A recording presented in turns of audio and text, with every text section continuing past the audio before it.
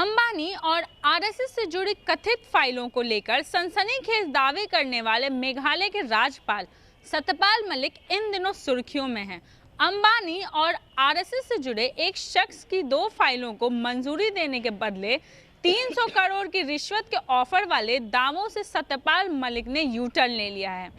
बयान पर विवाद होने के बाद सत्यपाल मलिक ने आरएसएस वाले बयान पर सफाई दी है और कहा है कि जम्मू कश्मीर का राज्यपाल रहते 300 करोड़ रुपए के रिश्वत ऑफर किए जाने के मामले का आरएसएस से कोई मतलब ही नहीं है।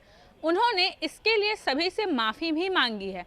वहीं पूर्व राज्यपाल रहे सत्यपाल मलिक ने आरएसएस से माफ़ी मांग ली है और कहा है कि उनके दावे का आरएसएस से कोई मतलब ही नहीं था और वह इसके लिए भी माफ़ी मांगते हैं।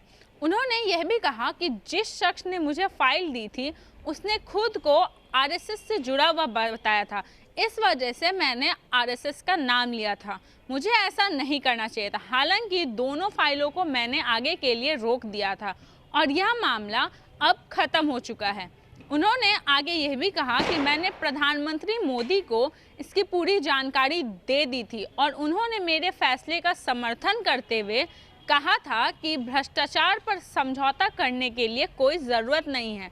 दरअसल हम बता दें तो राजस्थान के झुंझुनू में एक कार्यक्रम में जम्मू कश्मीर के पूर्व राज्यपाल रहे सत्यपाल मलिक ने यह दावा कर राजनीतिक गलियारों में हलचल मचा दी थी कि मेरे कार्यकाल के दौरान मुझे कहा गया था कि यदि मैं अंबानी और आरएसएस के संबंध एक व्यक्ति की 2 फाइलों को मंजूरी दे दूंगा तो मुझे रिश्वत के तौर पर 300 करोड़ रुपए मिलेंगे, लेकिन मैंने उसी वक्त उस सौदे को रद्द कर दिया था।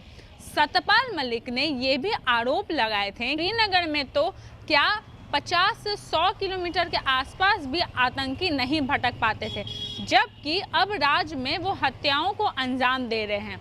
बता दें तो सत्यपाल मलिक ने बयान के जरिए कश्मीर में आतंकी वारदातों पर अंकुश लगा पाने की बीजेपी सरकार की नाकामी पर सीधा हमला बोला है। जम्मू कश्मीर केंद्र शासित प्रदेश बन चुका है। अभी इसकी कमान उप राज्यपाल मनोज सिन्हा के हाथों में है।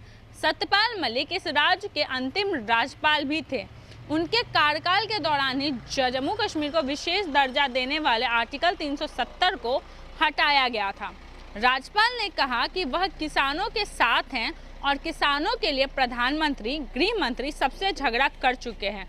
सबको वह कह चुके हैं कि यह गलत हो रहा है। जिसकी सरकार होती है उसको बहुत घमंड होता है। वो समझते नहीं जब तक पूरा सत्यानाश ना हो जाए। सरकारें जितनी भी होती हैं उनका मिजाज थोड़ा आसमान में हो जाता है, लेकिन वक्त आता है फिर उनको देखने की ज़रूरत पड़ती है और सुनना भी पड़ता है। यही सरकार का होना है। किसानों के गांव में बीजेपी नेता घुस नहीं पा रहे हैं और अगर ऐसा ही रहा तो सरकार की वापसी कभी दोबारा नहीं हो पाएगी।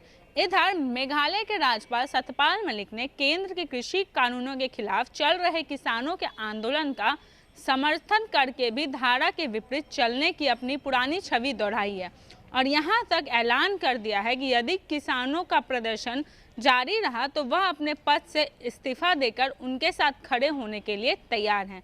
ऐसी ही तमाम खबरों के लिए आप बने रहे न्यूज़ भारतवर्ष के साथ। मैं तन्वी पटना।